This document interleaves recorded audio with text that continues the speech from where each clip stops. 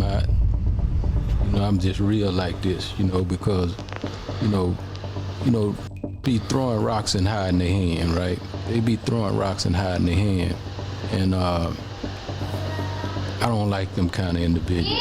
You're so, lacking self-awareness. You give such a lackluster performance, and then you think you can make threats to people because you gave a lackluster performance? Pause. You don't have the right to tell me what I should like. Any message for Cam and Mase? Y'all been going back and forth a lot over the last week. They ain't got my respect. There you go. Mase and Cam'ron's disdain for Shakur Stevenson still enrages JPrince. And he really made an effort to get them jumped this time. As you are likely aware, Cam and Mase got into a fight with JPrince last year after he said that in his capacity as Shakur's manager, he would take all bets and fade all Shakur shots. At that point on a podcast episode, Cam and Mase completely blasted JPrince and made fun of him for continuing to play street games in his advanced years. At the time, Prince didn't reply, so everyone assumed the issue was finished. However, a year after everything had transpired, Cam was pressed backstage at a private event in Atlanta, where he was instructed not to mention Shakur. Shakur, meanwhile, made fun of Mase and Cam. Mase had a failed career, he remarked. If they ever got physical, he even threatened to knock Cam out. So, yes, things are becoming hotter once more. Let's now discuss what actually transpired, and Mase and Cam's reactions to JPrince's attempt to jump them. Send to do nothing for us. We don't pay to handle our problems. You gotta put in your own work. You failed. You failed. Okay, so this is what transpired. 2 Saturdays ago, Cam was in Atlanta as a special guest commentator for a hip-hop boxing exhibition. A live piece for a new sports panel pilot was scheduled for him. However, several insiders claim that Cam missed the microphone. According to witnesses, Cam got into a fight with a few individuals who arrived backstage but weren't involved in the event. And we now know that those men were present on JPrince's behalf. Minutes later, Cam was forced to flee the building after hearing something. Interestingly, this comes shortly after JPrince Jr., his son, retaliated against Cam and Mase for disparaging his father. Fans are also questioning whether the men who pushed Cam were members of Junior's gang. Beef me up, right? Because try to glorify bull. Like you try to glorify soft. Try to glorify that ain't that. It's flaw. We know what flaw when we deal with them in the streets. We know when flaw. Like we understand that they flaw. We don't capitalize off their flawness though, because we'll capitalize off real. We ain't gonna capitalize off no being flawed, weak as hell. We understand what a weak as hell. Then he a street, call himself a street. He could be a street, but he's still weak as hell. We don't capitalize and try to glorify this shit. Nah, we gonna sit and have conversations about as strong as us. We gonna have conversations about as weak as hell.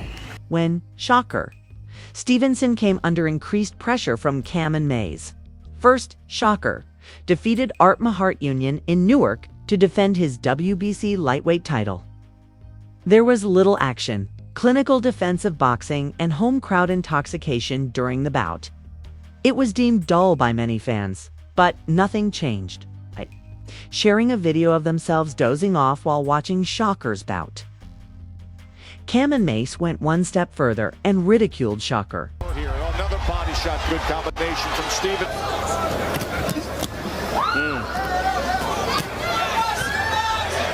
Cartoonian is still strong.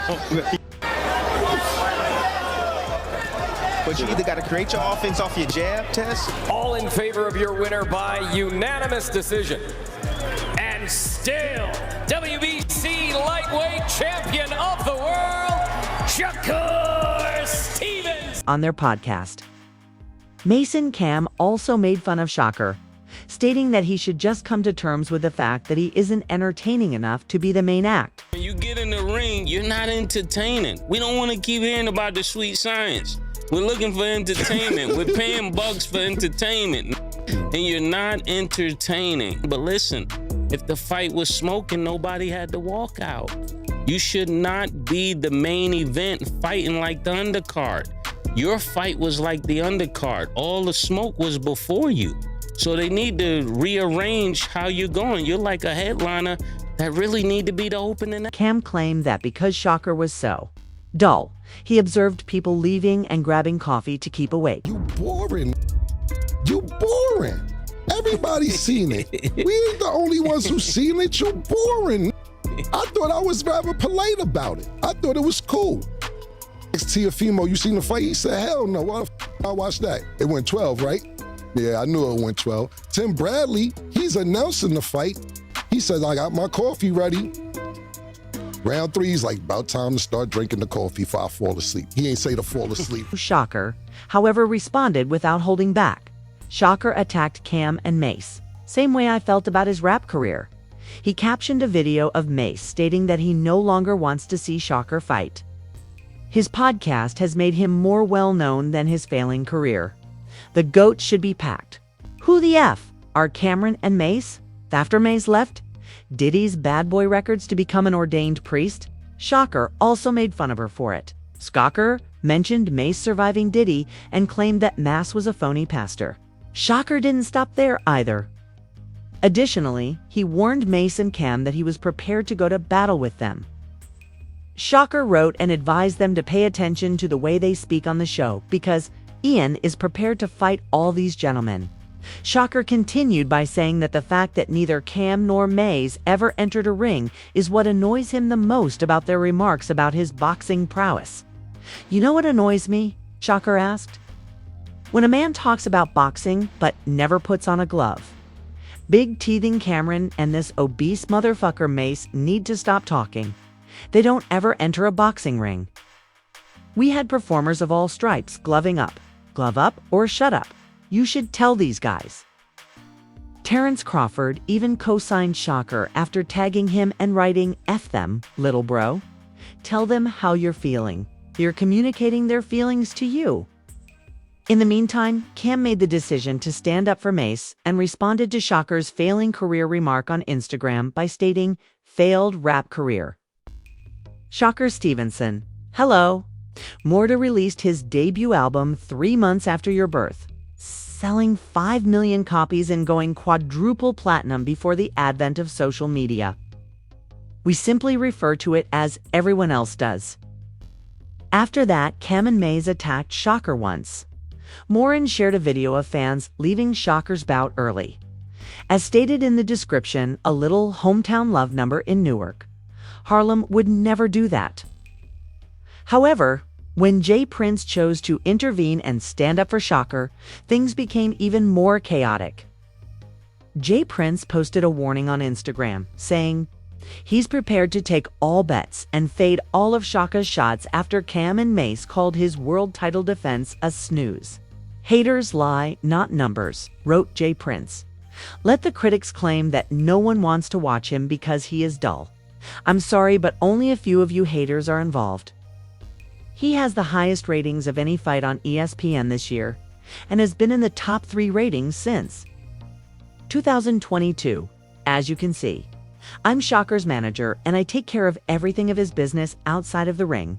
So to those of you haters who wish to intensify your hatred outside of it, to put it another way, Mase and Cam, I'll accept all the bets and fade all his shots.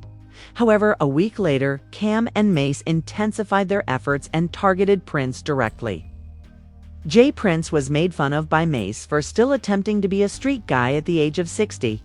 Take all his fades and take all his shots and you handle everything out the ring. All right. So then we talking to you then, all right? We starting with you. Since you the big homie, we starting with you. That's how it goes around here. I want to just start off by saying you are so, lacking self-awareness. When you give such a lackluster performance, and then you think you can make threats to people because you gave a lackluster performance. Pause. You don't have the right to tell me what I should like or to tell Cam what he should like. That's not your place. Like, art is subjective, right? So if art is subjective and I don't like something, you can't really get mad at us because we don't like something. And I'm gonna tell you another thing. When you're dealing with older people, they're the last to know that things have changed. We not your little, like the way you talk it, I don't get what you mean. We're not your little. It's like, for real, all that big homie stuff, that's for little have big homies. We're not little. So we don't even respect big homies. I know Killer doesn't, and for me, I never respected in the streets. That's why I always got the problems I got. Tell me, Mase, chill. No, chill for what? Who is this? That's how I feel listening to this, man. Like, I want to respect you, but I can't. And I'm going to tell you why. Because if I got a little, like the dudes that raised me, if I was out of pocket, they would tell me I'm out of pocket. They wouldn't let me put them on a crash out mission. They would say, yo, Mase, listen. Around here, we don't send to do nothing for us.